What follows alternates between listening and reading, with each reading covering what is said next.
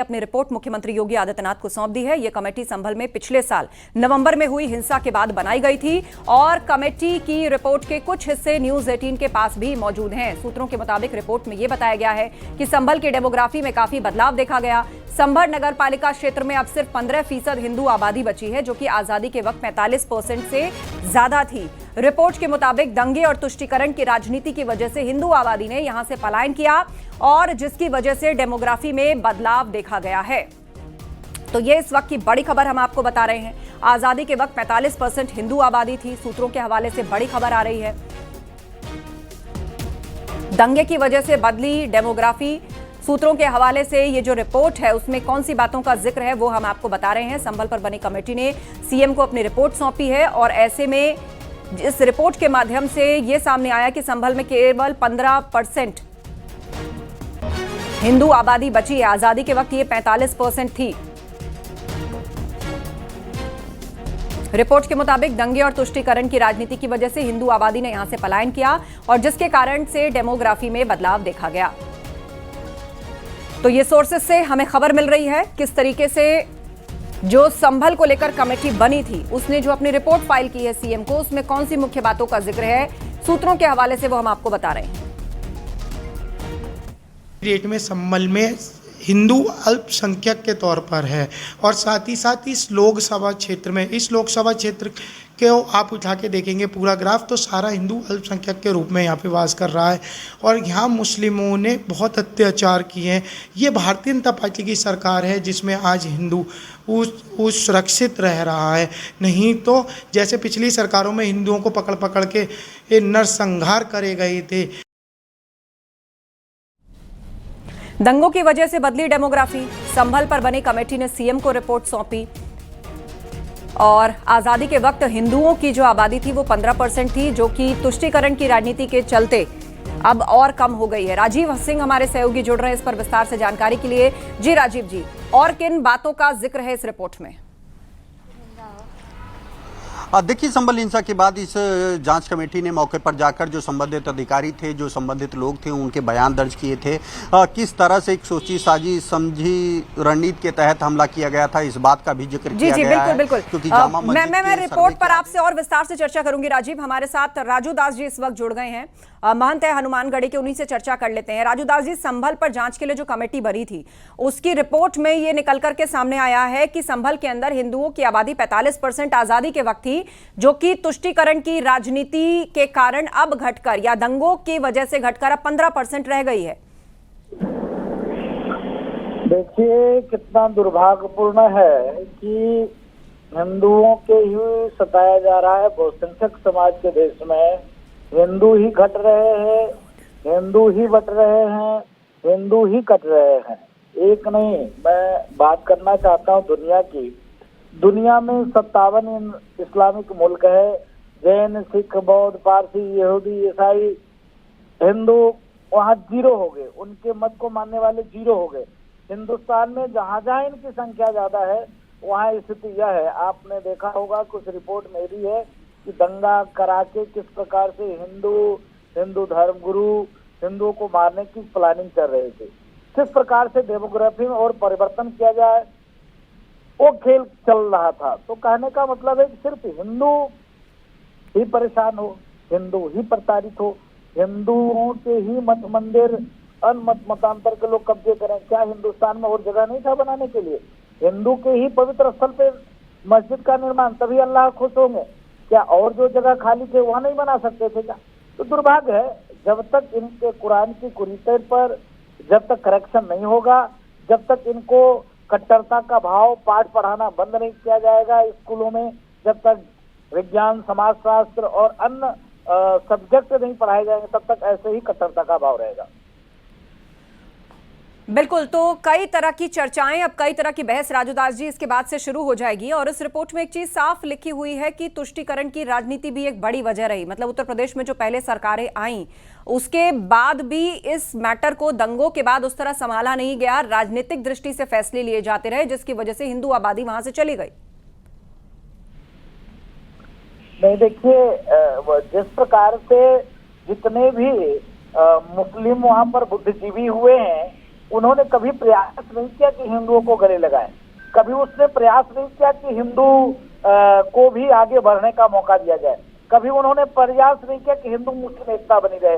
कैसे हिंदू कम हो, कैसे हिंदू खत्म हो, कैसे उसकी इबादत पूजा स्थल को हम कब्जियाएं, उस पर इस्लामिक स्ट्रक्चर स्थापित करें, ऐसे योजना बनाकर, ऐसे रचना बनाकर कार्य और काम किया।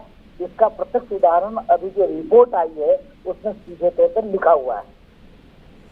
बिल्कुल, और इस वक्त हमारे साथ मौलाना साजिद रशीदी भी जुड़ गए हैं, उनसे भी चर्चा कर लेते हैं। साजिद रशीदी जी, यूपी सरकार ने संभल को लेकर जो कमेटी बनाई उसमें एक बात बहुत स्पष्ट रूप से निकल के सामने आई है कि तुष्टीकरण की राजनीति और दंगों के बाद हिंदुओं की आबादी ने बड़े पैमाने पर वहां से पलायन किया। 45% से घटकर वो 15% रह गई। देखिए, पलायन कहीं से भी जहां से भी हुआ है वो दंगों की वजह से तो हुआ ही नहीं, ये रिपोर्ट ही गलत है। अच्छा, पलायन जो भी हुआ है वो अपने काम की वजह से हुआ है।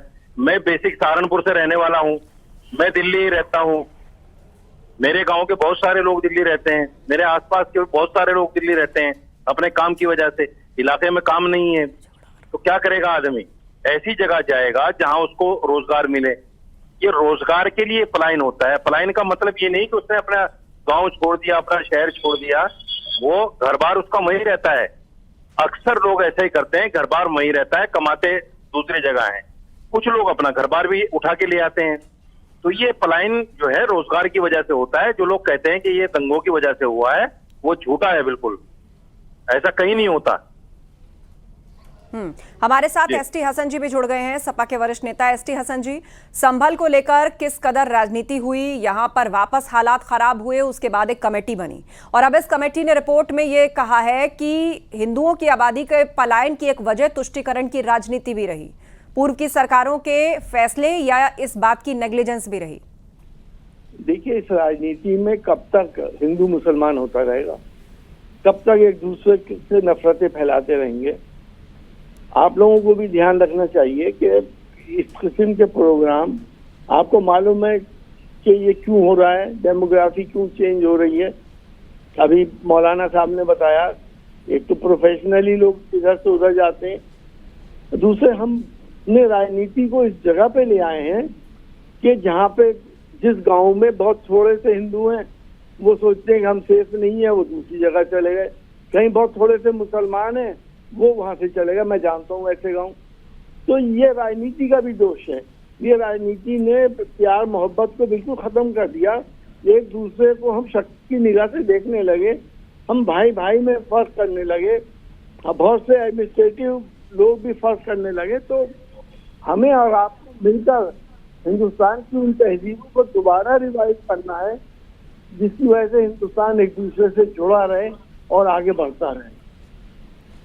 जी, लेकिन अब आपको लगता है कि कमेटी ने ये रिपोर्ट सीएम को सौंपी है, इस पर जांच बिठाई गई थी, ये चीजें निकल के बाहर आई हैं, अब एक बार फिर से इस पर राजनीति होगी? हाँ, फिर राजनीति हो तो रही है, अब इस पे भी राजनीति होगी। अब यहाँ पे कोई ऐसा तो है नहीं कि बांग्लादेशी आ गए भाई। वहाँ पे नॉर्थ ईस्ट में आप कह रहे हैं कि हाँ बांग्लादेशी आ गया, बिहार बंगाल में आ गए, तो संभल में थोड़ी आ गया बांग्लादेशी। अब एक वजह इसकी ये भी है कि इलिटरेसी और गरीबी की वजह से बहुत से लोग फैमिली प्लानिंग पे अमल नहीं करते हैं और उनके बच्चे बहुत होते हैं, चाहे वो किसी भी मजहब के मानने वाले हों। और सबसे ज्यादा गरीबी मुसलमानों में है, इसीलिए उनकी तादाद भी बढ़ रही है। और सबसे ज्यादा इलिटरेट मुसलमानों में। बहुत से फैक्टर्स हैं इसमें, सरकार को इसको देखना पड़ेगा और माहौल एक अच्छा करना पड़ेगा देश का। सियासत नफरतों की सीढ़ी पे चढ़ के अपनी मंजिल पे पहुंच रही है, ये बंद होना चाहिए। बिल्कुल, लेकिन संभल को लेकर आपने देखा किस तरीके से हाल ही में स्थिति बहुत तनावपूर्ण रही और यहाँ पर एक बार फिर से दंगे हुए, बहुत से लोगों की अरेस्टिंग हुई, उस पर भी राजनीति हुई। और यहाँ जो मंदिर का मसला है वो एक तरीके से लोग कहते हैं कि अयोध्या की राह पर जाने को तैयार है। एएसआई के सर्वे की बात, फिर उसका विरोध और अब ये रिपोर्ट। तो आपको लग रहा है कि ये सारी चीजें, जब मामला कोर्ट के थ्रू चल रहा है या चलेगा, तो इन सारी चीजों को भी सरकार की तरफ से रखा जाएगा, एक बार फिर से उसी माहौल में क्या जाना पड़ेगा? देखिए हम उस माहौल में नहीं लेके जाएंगे जनता को। हम जानते हैं कि बाबरी मस्जिद के वक्त क्या हुआ था। 2 पॉइंट्स हैं। एएसआई की रिपोर्ट अगेंस्ट आई थी मंदिर के। उन्होंने कहा था कि कोई भी एविडेंस मंदिर का वहां पे नहीं मिला, और सुप्रीम कोर्ट ने भी ये कहा कि 6 दिसंबर 1992 को एक क्राइम हुआ था, और सुप्रीम कोर्ट ने भी माना कि नीचे कोई मंदिर के अवशेष नहीं मिले। लेकिन क्योंकि आस्थाएं हैं, सौहार्द के लिए सुप्रीम कोर्ट ने एक फैसला करा दिया, इंसाफ नहीं करा। चलिए, एक किस्सा खत्म हुआ। अब प्लेस ऑफ वर्शिप एक्ट बना हुआ है। अब प्लेस ऑफ वर्शिप एक्ट में जो कंडीशन 1947 में जिस जगह की जैसी थी, उसे एज इट इज रहना है। जब वो रहना है तो फिर ये चीजें क्यों उखाड़ी जा रही है? आखिर यहाँ तो एक दुनिया में मशहूर था कि